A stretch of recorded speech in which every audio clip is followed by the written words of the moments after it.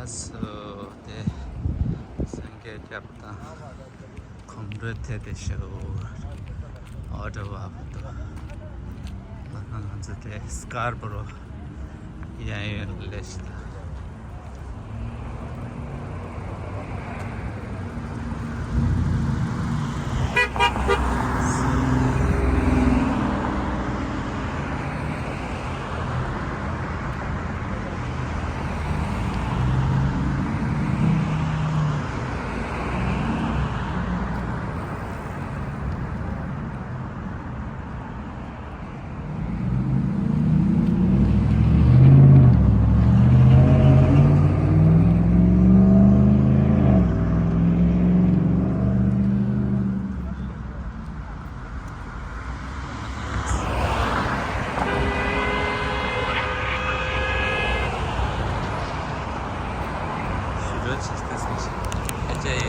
Gerçi nem de daha, nem de.